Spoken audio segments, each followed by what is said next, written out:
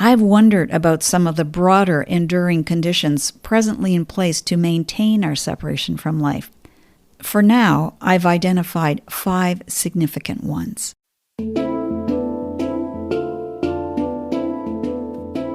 Welcome to NVC Life.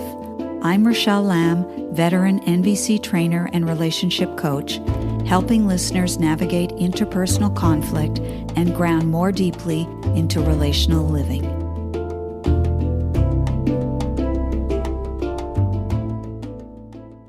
Greetings, fellow humans. Several months ago, I listened to an engaging conversation featuring author and cultural activist Stephen Jenkinson, who was interviewed by Alex Gomez-Marin of the Pari Center located in Tuscany, Italy.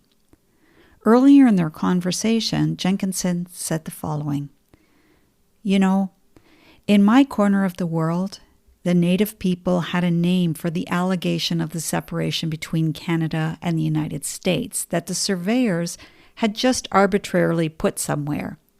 They called it, of all things, the medicine line.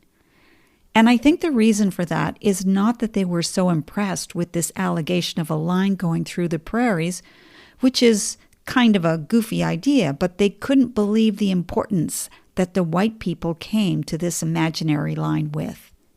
And so I think it was a recognition that the colonists of the time were infatuated with the notion of separation and severance and subsequent diminishment of mutuality and the commons. Of course, all these things are gone, and I think the natives were floored, as we might say, or flabbergasted, that we could live our lives as if something was true that nobody could see. It's not clear to me that anyone who looks like me in this world, I'm going to extend it beyond Anglo-North America, that anybody who looks like me in this world now has the capacity to conduct themselves as if they genuinely belong where they are. The closest we can get is that we own where we are, and that's the difference between instinct and habit. Instincts are what we envy in animals and fancy ourselves to be able to rewild ourselves accordingly, and habit is what we have instead. Habit is a kind of domesticated or lapsed or feral instinct.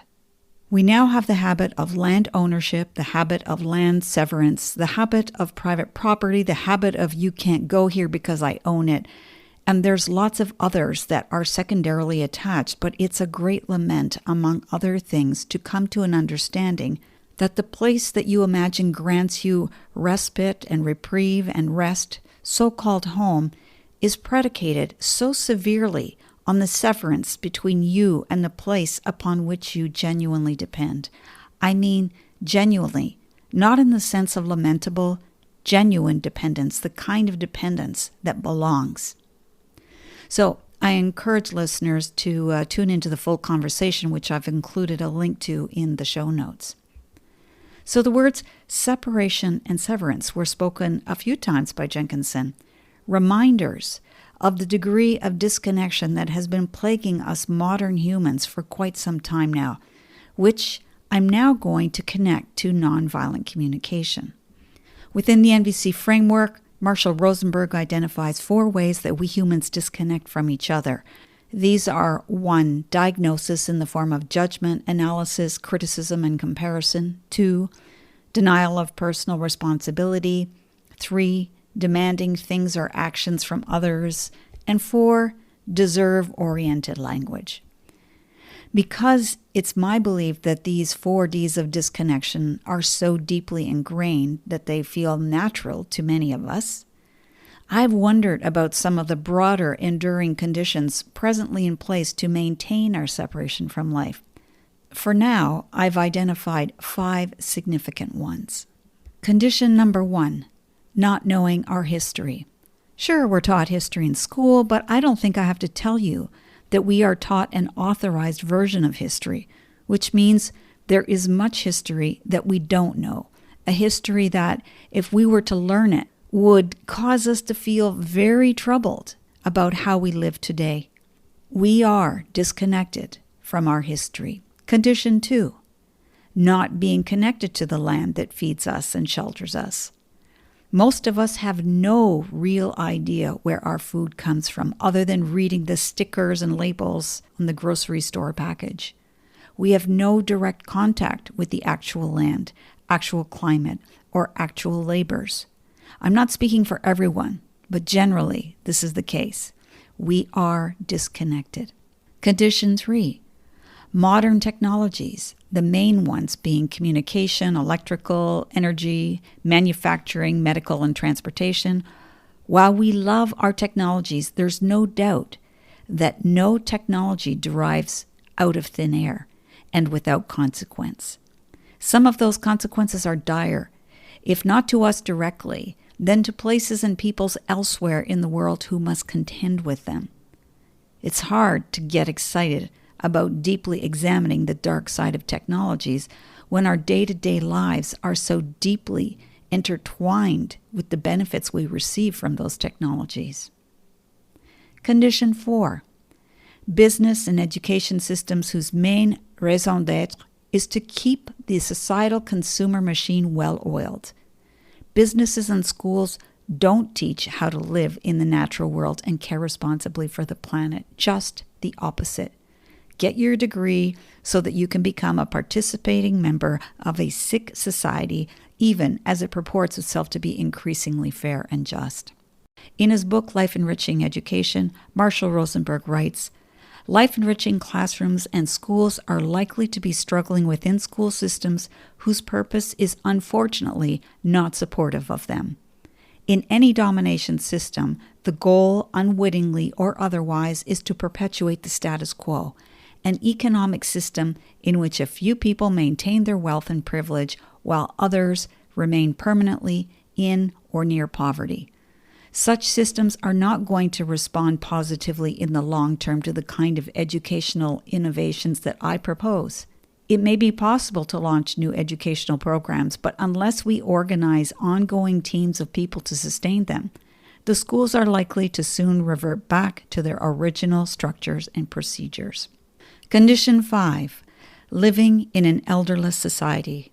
As author and poet Robert Bly says in his book, The Sibling Society, I use the phrase sibling society to suggest a culture fundamentally without fathers, mothers, grandfathers, grandmothers, or ancestors. The thinking is horizontal. Adults, Bly writes, regress towards adolescence, and adolescents, seeing that, have no desire to become adults. So, there are more conditions to be sure, and each one of these is a subject unto itself, but I think it's important to wonder about where the interpersonal tendencies towards blame, criticism, defensiveness, etc. come from. I see them as symptomatic of larger sociocultural conditions that have been underway long before even the oldest living person on the planet was born over 100 years ago. In the final pages of her book, My Name is Chellis, and I'm in Recovery from Western Civilization, author Chellis Glendinning writes, Haudenosaunee statesman Leon Shenandoah tells a story in which all the creatures of the world gather in council to clarify the jobs they each are to perform in the service of creation. One by one, they step forward. The beaver is here to look after the wetlands and to monitor how the streams flow through the mountains. The worm is here to burrow through the earth so that the roots of plants may find air and nutrients. The deer is here to slip through the woodlands to watch what is happening. The council is progressing well, but one poor creature stands in the background, uncertain of this role. This is the human. At last, a man steps forward and haltingly addresses the assembly. We are confused, he says. What is the purpose of human beings? The animals and the plants, the insects and the trees are all surprised. Don't you know? It's so obvious. No, replies the man. We need you to tell us. And the other creatures of the world respond. Your purpose is to glory in it all. Your job is to praise creation. Glendinning writes further, all nature-based cultures praise creation. Some do so with daily practices such as waking with the dawn to thank the spirits. Others dance into the night to maintain balanced relations with the forces of the natural world, while still others perform tribal ceremonies for the purpose of keeping the world going. As Shenandoah explains, our religion is all about thanking the Creator. We thank Him for the world and every animal and plant in it. We thank Him for everything that exists. We don't take it for granted that a tree's just there. We thank the Creator for that tree. If we don't thank Him, maybe the Creator will take that tree away. That's what our ceremonies are all about. That's why they're important. We pray for the harmony of the whole world. We believe that if we didn't do our ceremonies in the Longhouse, the world would come to an end. It's our ceremonies that hold the world together. Some people may not believe that. They may laugh at it, but it's true. The Creator wants to be thanked. We Westerners have long since discontinued a communal practice of praising creation, and in so doing of aligning ourselves with the continuity of life on earth. We are called now, as never before, to act upon our understanding of dysfunction and our urge toward wholeness. That's the end of the excerpt from the book. So I return to the instruction to humans from the animal world. Your job is to praise creation. That's right. Our job is to praise creation, to be grateful for it, not to maim, exploit, extract, redesign, and ultimately destroy, but to praise life, to bow in deep gratitude. As far as I can tell, we operate under the skewed assumption that we can only truly be grateful for life after we get what we want. Our fulfilled wish list is typically the measure of personal wellness. But if we take the survival of humanity seriously, we need to make the health of life itself primary on our list, not our personal wishes. We don't come first. Life comes first. If we could see that life comes first, I have no doubt that both human health and the health of the planet could be restored, and that there would be far less suffering than what is experienced today in our modern world. I'm going to conclude this episode with a few quotes from Chief Oren Lyons, now a 93-year-old elder, who for more than 14 years was a member of the Indigenous Peoples of the Human Rights Commission of the United Nations. I have tremendous respect for him. I'm deeply grateful for his wisdom, and I only wish there were more like him in this precious, fragile world. In the absence of the sacred, nothing is sacred. Everything is for sale. Man sometimes thinks he's been elevated to be the controller, the ruler. But he's not. He's only part of the whole. Man's job is not to exploit, but to oversee, to be a steward. Man has responsibility, not power. Even though you and I are in different boats, you in your boat and we our canoe, we share the same river of life. What befalls me befalls you, and downstream in this river of life, our children will pay for our selfishness, for our greed, and for our lack of vision. I do not see a delegation for the four-footed. I see no seat for the eagles. We forget and we consider ourselves superior, but we are, after all, a mere part of creation. And we must consider to understand where we are. And we stand somewhere between the mountain and the ant, somewhere and only there as part and parcel of the creation. Thank you, Chief Oren Lyons, for your fine words. And so might we humble ourselves to our proper place at this late hour, recognizing the holy obligation we have to be the custodians of life we were meant to be, in order that life may continue in a good way for ourselves and for those yet to be born. Our job is to praise creation. Thank you for tuning into NVC Life. For future episodes, be sure to subscribe on iTunes, Spotify, or YouTube. For free resources or to book a private session with me, head over to RachelleLamb.com. Until the next time, stay sane, grateful, and generous.